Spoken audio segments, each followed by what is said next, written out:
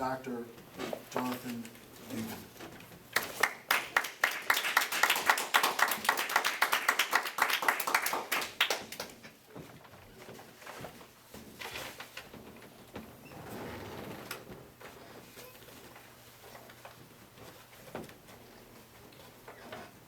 Thank you, Mr. Toastmaster, fellow Toastmasters.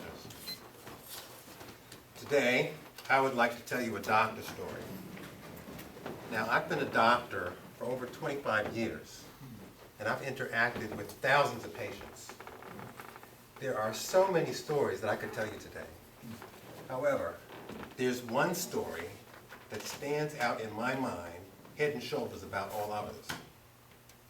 After you hear it, you'll understand why this incident is burned into my memory.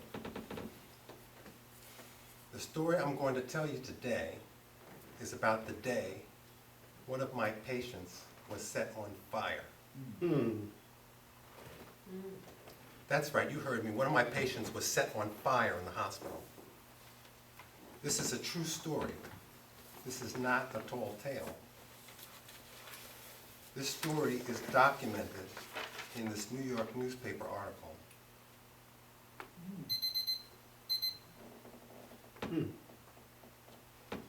This story is dated March 14th, 1984. It was 25 years ago, but I remember it like it was yesterday. 25 years ago, I was an intern at a New York hospital, less than a year out of medical school.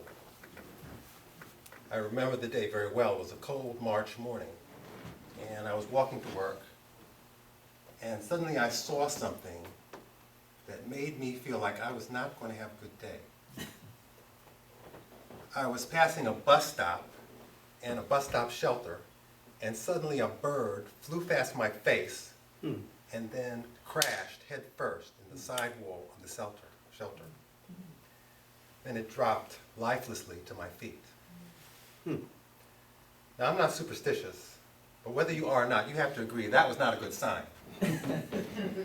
I wanted to turn around and go home and go back to bed. But I couldn't because I was on call that day. So I reluctantly continued on to work, and sure enough, the second I stepped into that hospital, all hell broke loose.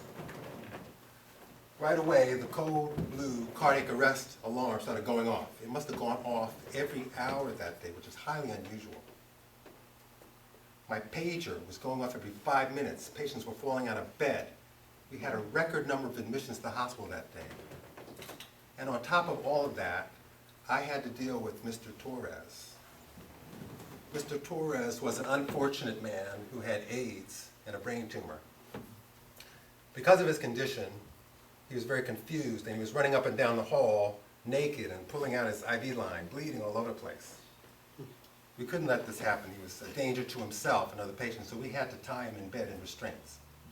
The restraints consisted of a chest posy, which is a vest with straps attached to it, that allowed us to strap his chest to the bed. And we also had him in wrist restraints, so he was tied to the bed like Jesus on the cross.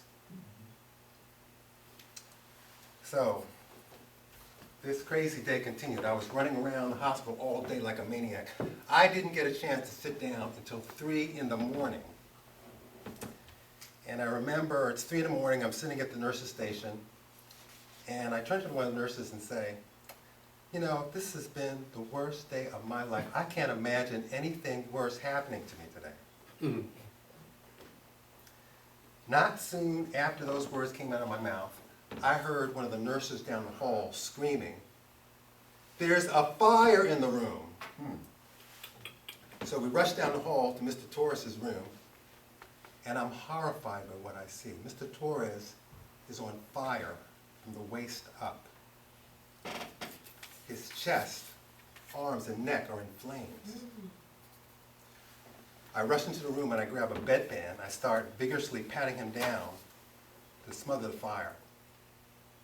Amazingly, he's still asleep until I'm banging on him. And he wakes up to see his body covered in flames, and he lets out this blood-curdling scream that I'm sure was heard around the entire hospital. So we get the flames out, and then I noticed something else.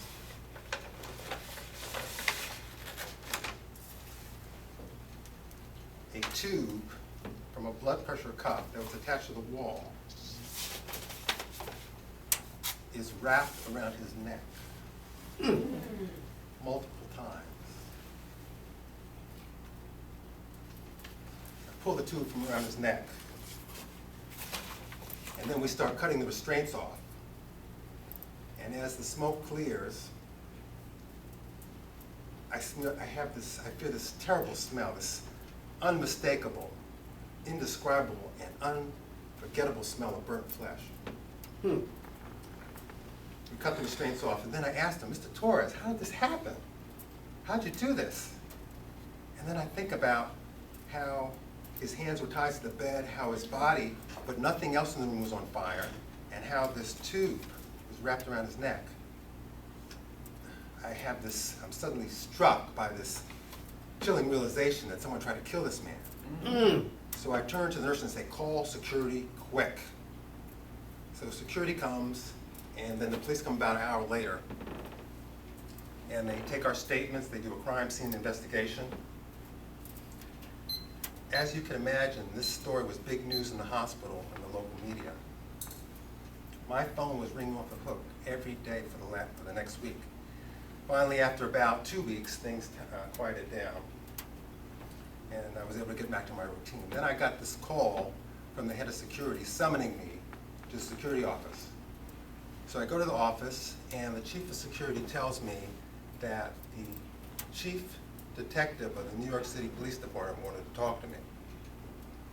So they put me in a room, and I'm sitting down, and in about 10 minutes, the door opens, and I'm expecting to see someone that looks like Sherlock Holmes or Columbo or something like that. In walks this little old gray-haired lady that looks like somebody's grandmother. She introduces herself to me as the chief inspector of the New York City Police. Inspector Granny, I'll call her that because I can't remember her name. Inspector Granny gets right down to business and starts peppering me with questions. One question she asked me is if I'm sure that I saw Mr. Torres' hands tied to the bed when I walked in the room. I said I was, because I cut one hand loose and the nurse cut the other hand.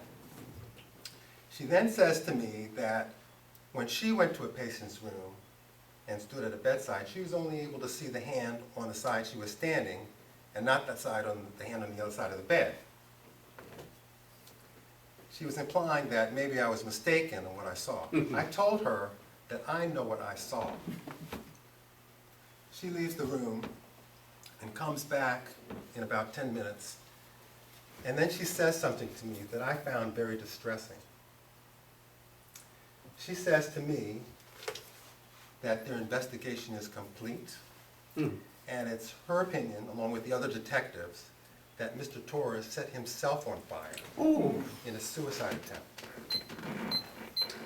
She then tells me that she does not want me discussing the case with anyone else because she does not want the public alarmed into thinking that someone's going around the hospital setting people on fire.